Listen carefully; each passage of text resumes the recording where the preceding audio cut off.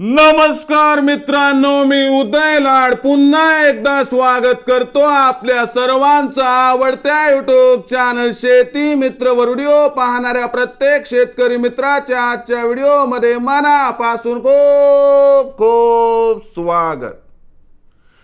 मित्रांनो, thumbnail पाहितलं, title वाचलं, होय मित्रांनो, सामान्य सोयाबीन उत्पादक कास्तकार बांधवांचा सर्वात महत्त्वाचा सवाल की अखेर कोणत्या भावावर करावी आता देशांतर्गत बाजारामध्ये सोयाबीनची विक्री। होय मित्रांनो, हा सध्याच्या कंडिशनचा सर्वात महत्त्वाचा सवाल आहे की अखेर देशांतर्गत बाजारामध्ये आता कोणत्या भावावर करावी सोयाबीनची विक्री की ज्यामुळे आपल्या सर्वांचा या ठिकाणी होणार 100% फायदा। हा सवाल तुमच्या मनातला आहे, हा सवाल माझ्या मनातला आहे। आज भारत वर्षातील सामान्य सोयाबीन उत्पादक कास्तकार बांधव या ठिकाणी विचारत आहे की अखेर कोणत्या भावावर करावी आता देशांतर्गत बाजारामध्ये सोयाबीनची विक्री की ज्यामुळे आपल्या सर्वांचा या ठिकाणी होणार 100% फायदा।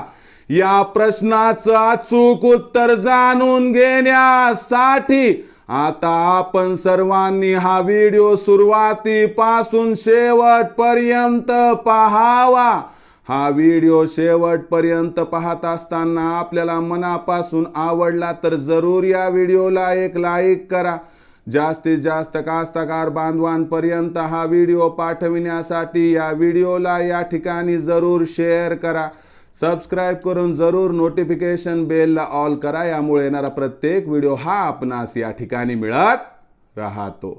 तर बघा मित्रांनो, सामान्य सोयाबीन उत्पादक कास्तकार बांधवांचा सर्वात महत्त्वाचा सवाल की अखेर कोणत्या भावावर करावी आता देशांतर्गत बाजारामध्ये सोयाबीनची विक्री की ज्यामुळे आपल्या सर्वांचा या ठिकाणी होणार 100% फायदा।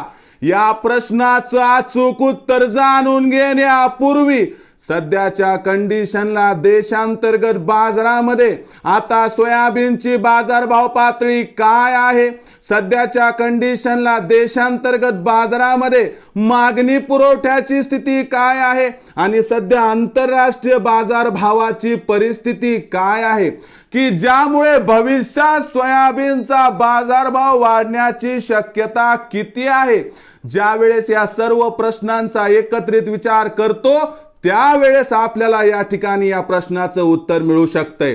तर बघा मित्रांनो, मागच्या 2 ते 3 महिन्यांपासून देशांतर्गत बाजारामध्ये सोयाबीनची बाजारभाव पातळी ही 4300 ते 4600च्या दरम्यान आहे।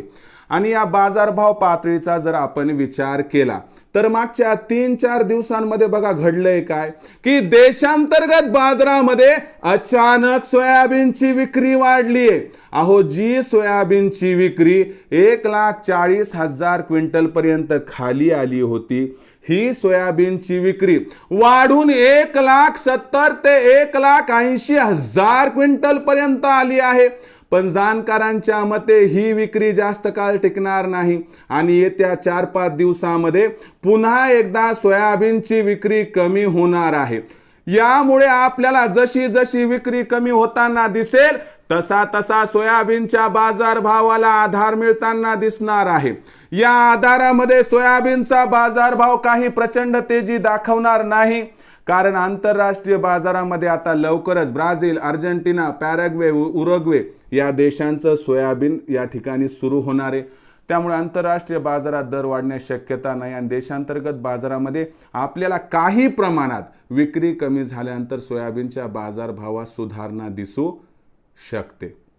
पण या सुधारणेमध्ये तुम्हाला वाटत असेल की बाबा सोयाबीनचा बाजारभाव 5,000 पार जाईल, अशी शक्यता अजिबात नाही।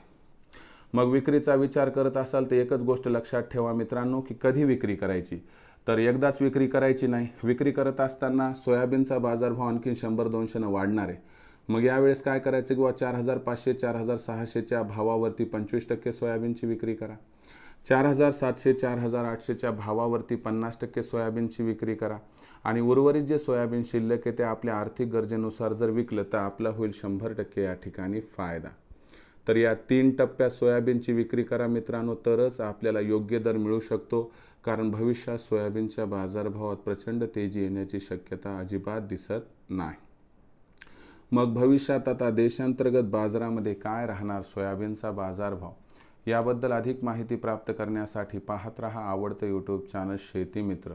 आवडला असणार हा व्हिडिओ तात्काळ लाईक करा. सामान्य कास्तकार बांधवांपर्यंत पाठवण्यासाठी शेअर करा.